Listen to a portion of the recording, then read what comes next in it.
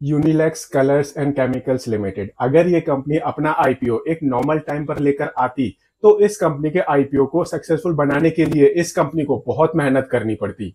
But अभी IPO का mad rush चल रहा है। कंपनी ने सोचा इस अपॉर्चुनिटी को कैपिटलाइज किया जाए एंड ये कंपनी अपना आईपीओ लेकर आ रही है। ये कंपनी अपना आईपीओ एसएमई कैटेगरी में लेकर आ रही है। जानते हैं इस कंपनी के बारे में एंड इसके आने वाले आईपीओ के बारे में। कहीं मत जाइए, चैनल को सब्सक्राइब कर लीजिए। सबसे पहले जानते हैं इस कंपनी के बारे में। यूनिलेक्स कलर्स एंड केमिकल्स लिमिटेड, ये कंपनी एक महाराष्ट्र बेस्ड कंपनी है। 2001 से इस बिजनेस में है एंड ये कंपनी डिफरेंट टाइप्स के पिगमेंट्स की मैन्युफैक्चरिंग करती है। ये कंपनी फूड कलर्स की मैन्युफैक्चरिंग करती है एंड ये कंपनी केमिकल्स की ट्रेडिंग करती है। बेसिकली ये इस कंपनी का मेन बिजनेस हो गया। इसके अलावा ये company solvent dyes and different varieties के पैकिंग मटेरियल्स, फिर चाहे वो पैकिंग बैग्स हो या फिर कंटेनर्स हो, उनके बिजनेस में भी है। बेसिकली जो इस कंपनी का बिजनेस है वो काफी डाइवर्सिफाइड है एंड जो ये इस कंपनी के प्रोडक्ट्स हैं इनको ये कंपनी खुद भी बनाकर बेचती है एंड ये कंपनी उसकी ट्रेडिंग भी करती है, मतलब दूसरे सेलर से परचेस करती है एंड मार्केट में बेच देती है। एंड माइंडेड, जो ये इस कंपनी के प्रोडक्ट्स हैं, इन प्रोडक्ट्स को ये कंपनी इंडिया में बेचती है एंड इंडिया के अलावा काफी सारी डिफरेंट कंट्रीज में एक्सपोर्ट भी करती है। इनफैक्ट जो इस कंपनी के प्रोडक्ट्स हैं वो इंडिया से बाहर ज्यादा बिकते हैं एंड जो इस कंपनी की टोटल रेवेन्यू है अप्रोक्सीमेटली 21% वो डोमेस्टिक बिजनेस से आती है एंड अप्रोक्सीमेटली 79% रेवेन्यू वो इस कंपनी की एक्सपोर्ट सेल से आती है। ये जो नंबर्स हैं, ये जो कॉम्बिनेशन है, ये काफी जबरदस्त है। एंड ऐसे ही अगर हम इस कंपनी के बिजनेस को और डिटेल में जाएं तो अप्रोक्सीमेटली 46% रेवेन्यू वो मैन्युफैक्चर्ड गुड्स से आती है एंड अप्रोक्सीमेटली 54% रेवेन्यू वो इस कंपनी की ट्रेडिंग बिजनेस से आती है। एंड जो इस कंपनी की मैन्युफैक्चरिंग कैपेसिटी है वहां पर आज की डेट में ये कंपनी 95% कैपेसिटी यूटिलाइज कर रही है। दैट मीन्स अगर इस कंपनी को अपना मैन्युफैक्चरिंग वाला बिजनेस को एक्सपेंड करना है तो वहां पर इस कंपनी को काफी सारा कैपिटल एक्सपेंशन करना पड़ेगा, जो हमें इस आईपीओ में नजर नहीं आ रहा है। एंड विद करंट सिचुएशन ये कंपनी अपने मैन्युफैक्चरिंग वाले बिजनेस को ज्यादा बड़ा बना पाए उसके हमें चांसेस अभी थोड़े से कम लग रहे हैं, बिकॉज ये कंपनी ऑलरेडी 95% कैपेसिटी यूटिलाइज कर रही है, सिर्फ 5% स्पेयर कैपेसिटी है एंड उस 5% स्पेयर कैपेसिटी से ये कंपनी अपने बिजनेस को कितना बढ़ा लेगी। तो अगर इस कंपनी को अपना बिजनेस बढ़ाना है तो इस कंपनी को अपने ट्रेडिंग बिजनेस में फोकस करना ही पड़ेगा। एंड बेसिकली ये एक ऐसी कंपनी है जो B2B सेगमेंट में ऑपरेट कर रही है, मतलब जो इस कंपनी के प्रोडक्ट्स हैं वो दूसरी कंपनियां एज एन इनपुट यूज कर रही हैं एंड जो वो दूसरी कंपनियां हैं वो डिफरेंट डिफरेंट सेक्टर से आती हैं, डिफरेंट डिफरेंट इंडस्ट्री से आती है, जैसे कि पेंट एंड कोटिंग इंडस्ट्री, यहाँ से इस कंपनी की 25.7% रेवेन्यू आती है। Paint industry, printing ink industry, textile industry and और भी काफी सारी बहुत सारी इंडस्ट्रीज की कंपनियां वो इस कंपनी के प्रोडक्ट्स को एज एन इनपुट यूज करती हैं। एंड अब इस कंपनी को अपना बिजनेस और बढ़ाना है, जिसके लिए ये कंपनी अपना आईपीओ लेकर आ रही है। आईपीओ पर्पज से इस कंपनी ने अपने आप को 118.47 करोड़ रुपीस की वैल्यूएशन दी है। इस वैल्यूएशन पर यह कंपनी अपना आईपीओ लेकर आ रही है।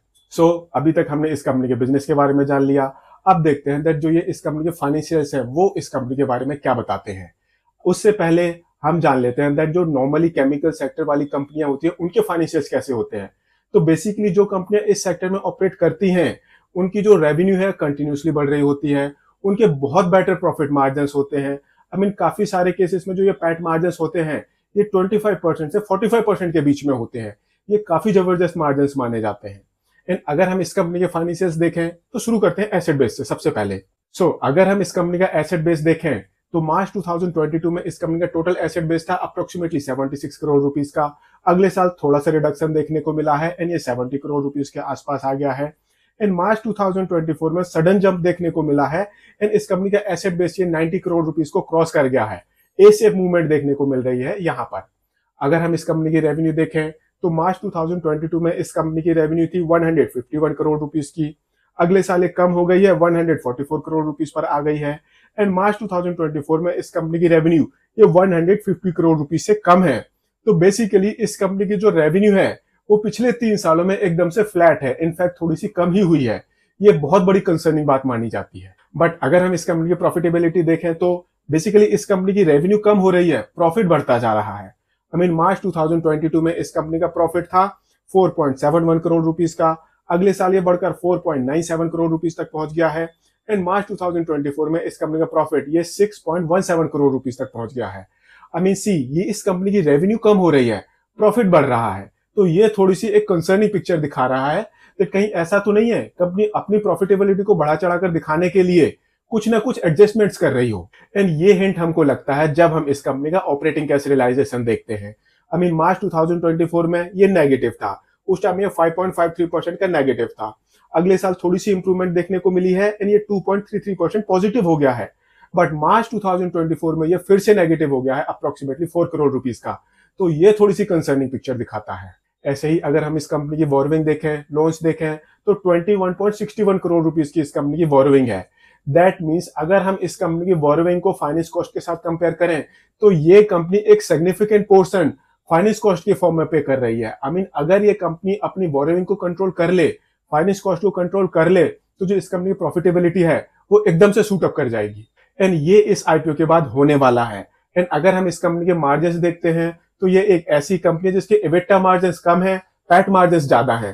तो इसके बाद हम इस कंपनी के मार्जिन को डिस्कस नहीं करेंगे। अब इस कंपनी का आईपीओ स्ट्रक्चर देख लेते हैं। इस कंपनी का टोटल आईपीओ साइज है 31.32 करोड़ रुपीस का। ये सारा का सारा फ्रेश इशू कंपोनेंट है। 82 रुपीज से 87 रुपीज का प्राइस बैंड है। 1600 शेयर्स का लॉट साइज है। इस हिसाब से जो आपकी मिनिमम इन्वेस्टमेंट होगी ये होगी 1,39,200 रुपीज। 25 सितंबर को आईपीओ ओपन होगा, 27 सितंबर को आईपीओ क्लोज हो जाएगा एंड 3 अक्टूबर को इस कंपनी की लिस्टिंग होगी।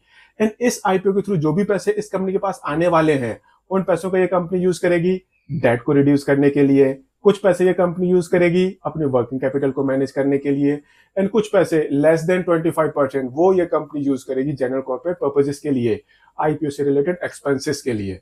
हमने इस कंपनी के बिजनेस के बारे में देख लिया, कंपनी के फाइनेंशियल्स देख लिए, कंपनी का आईपीओ स्ट्रक्चर देख लिया।